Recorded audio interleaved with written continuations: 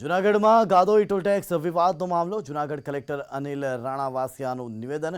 Gadoi toll tax અંગે તપાસ કરવામાં આવી. ટોલ નાકા પહેલા જ બાય બનાવ્યો હતો.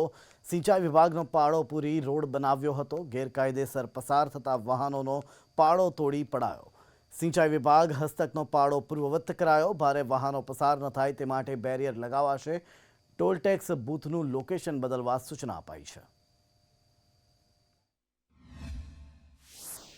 આજની જે તપાસ સમિતિ ત્યાં ગઈ હતી, ફિલ્ડ વિઝિટ કરી, એમાં ખાસ એવું જોવામાં આવ્યું કે ટોલ નાકા પહેલા ગાદોઈ ગામ એ એક બાયપાસ છે કે જેના મારફતે આ વાહનો ત્યાં પસાર થતા હતા.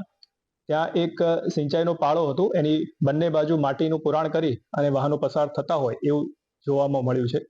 એટલે જે ટીમ હતી એને તાત્કાલિક જેસીબી વગેરે મંગાવી અને માટી પુરાણ કર્યું હતું અને કાઢી દીધું છે. અને જે પાળો હતો સિંચાઈ વિભાગે બનાવેલો એને પૂર્વવત સ્થિતિમાં લાવી દીધો છે, જેથી વાહનો પસાર ન થઈ શકે. ઉપરાંત આ બાબતના પરમનન્ટ સોલ્યુશન માટે અમે આગામી સમયમાં એક જાહેરનામું પણ આમાં બહાર પાડીશું, કારણ કે આ એક વિલેજ રસ્તો જે સ્મશાનની પાસે સિંચાઈ વિભાગનો પાળો છે ત્યાંથી વાહન પસાર થતા હોવાનું પ્રાથમિક દ્રષ્ટિએ જણાતા તે આજે જેસીબીની મદદથી એ પાળો છે સિંચાઈ વિભાગનો એ બંધ એને યથાવત કરી પ્રાથમિક રસ્તો બંધ કરવામાં આવેલ છે. એ પ્રાથમિક તપાસને એ કરી લીધી છે અને પોલીસ વિભાગ અને પંચાયત વિભાગ છે આરએનબી એને સર્વે કરી અને જે ભારે હેવી વ્હીકલ ગામને બંને તરફથી રસ્તો મળતો હોય તો કોઈ એક રસ્તાથી હેવી વ્હીકલ પસાર ન થાય એ માટે જાહેરનામા માટે દરખાસ્ત કરવાનું પણ જણાવ્યું. સુરતમાં અઠવા ગેટ બેંક ઓફ બરોડામાં ખેડૂત ઠગાઈ કેસ. ઉમરા ગામથી ઈરાની ગેંગના 3 સભ્યોને ઝડપી લેવાયા. પોલીસે સીસીટીવીના આધારે આરોપીઓને ઝડપી લીધા. સુરત સહિત ગુજરાતમાં 8થી વધુ ગુનાનો ભેદ ઉકેલાયો. પકડાયેલા આરોપીઓ પાસેથી 1.4 લાખ રૂપિયા કબજે કરાયા. અજાણ્યો ઈસમ એમની પાસે આવી અને એમને જણાવેલ કે 500ની નોટોમાં ઘણી બધી ફાટેલી નોટો હોય છે, તો લાવો તમને ચેક કરી આપું એમ કરી અને એ વડીલ માણસ પાસેથી 500ની નોટનું બંડલ લઈ તેમની નજર ચૂકવી અંદરથી 15,500 રૂપિયા એણે કાઢી લીધેલા અને ત્યાંથી નાસી ગયેલો. ઈરાની ગેંગના સભ્યો હાલમાં ઉમરા તિલક સર્કલ પાસે ઉમરા ગામ પાસે ઉભેલા છે, જેથી તેઓ ખાનગી વાહનમાં જઈ તેઓને કોર્ડન કરીને પકડી લીધેલા અને તેઓને ત્રણેયની અંગઝડતીમાંથી 1,04,000 રૂપિયા રોકડા તથા 4 મોબાઈલ ફોન મળી આવેલ. આરોપીઓની પૂછપરછ દરમિયાન કુલ 5 ગુના ડિટેક્ટ થયેલા છે. કુપોષણ દૂર થાય અને સગર્ભા મહિલાઓને પૂરતું પોષણ મળી રહે તે માટે રાજ્ય સરકાર દ્વારા રાજ્યની દરેક આંગણવાડીઓમાં સગર્ભા મહિલાઓને સગર્ભા કીટ આપવામાં આવે છે. પરંતુ જૂનાગઢના પિશોરીવાડામાં ચાલતી 155 નંબરની આંગણવાડીમાં આ કીટનો બારોબાર કાળો કારોબાર થતો હોવાની ફરિયાદ ઉઠી. આંગણવાડીની સંચાલિકા સગર્ભાઓના નામે ખોટી સહીઓ કરીને તેમના માટે રખાયેલી કીટોનું બારોબાર વેચાણ કરી દીધાનું સામે આવ્યું. 10 मंथ हो गए, मेरा बच्चा 1.5 महीने का हो गया है, पर मुझे इसके अंदर है ने पूरा माल ही नहीं मिला. एक बार मिला है ने ये लोग झूठी साइन करके माल पता नहीं किसको देते हैं, ये तो पता ही नहीं है. एक बार माल मिला है, उसमें दूसरी बार इन्होंने मुझे चने दिए, वो भी सिर्फ 1-1 किलो दिए.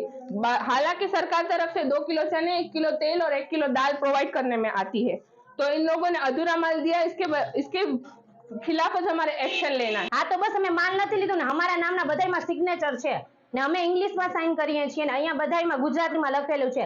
દર મહિનામાં અમારા સાઇન છે ને અમને માલ મળ્યું નથી, એટલે અમારે આગળ કાર્યવાહી કરવી છે ને મેડમને કીધું છે તો મેડમ કાંઈ વધારે નથી વખતા, તો અમારે કાંઈ ને ટ્રાન્સફર કરો કાં પછી એને રાજીનામું આપો ને કાંઈક કડક કાયદો ઉપાડો.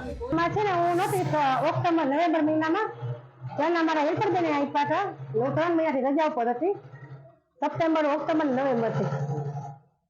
અને એના પહેલા પેકેટ હતા ને સહી મારી ભૂલ છે મેં મારા હાથે કરી છે એ હું સુધારું છું. કાર્યકર અને તેડાગર બેન દ્વારા જે પણ તેમની કામગીરી છે એ જોવામાં આવેલી છે અને જે પણ ફરિયાદ છે તેનું અમે લેખિત કરવા માટે જાણ કરેલું છે. તમામ જેમના મુદ્દાઓ છે અરજદારના કે જે ફરિયાદીના એ બધા અમે વ્યવસ્થિત રીતે જોઈ રજિસ્ટર તપાસી અને તેનો અમે સમયસર અને વહેલી તકે ચુકાદો થઈ તે રીતની કાર્યવાહી કરશું. રાજકોટની Dhoraji additional district and sessions કોર્ટના જજે દુષ્કર્મના દોષિતને 20 વર્ષની સજા ફટકારી. સાગર પંચાસરા નામના દોષિત વિરુદ્ધ વર્ષ 2022માં દલિત યુવતી પર દુષ્કર્મ આચરવાનો આરોપ લાગ્યો હતો. દોષિત સાગર પંચાસરા ઉપલેટાના ખારચિયા ગામનો રહેવાસી છે, જેના વિરુદ્ધ દુષ્કર્મ, એટ્રોસિટી, પોક્સો સહિતની કલમ હેઠળ ઉપલેટા પોલીસ સ્ટેશનમાં ફરિયાદ નોંધાઈ હતી. મહર્ષિભાઈ પંડ્યા ડીવાયએસપીએ આખા ગુનાની તપાસ કરેલી અને આખી ટ્રાયલ ચાલેલી. ટ્રાયલ દરમિયાન પણ સાયન્ટિફિક જે કંઈ પણ એવિડન્સ મળ્યો અને ભોગ બનનારના લેગિન્સમાંથી આરોપીના સ્પર્મ સેલ મળ્યા, આ બધાને ધ્યાનમાં લઈ અને નામદાર અદાલતે આરોપીને 20 વર્ષની સજા ફટકારેલ છે.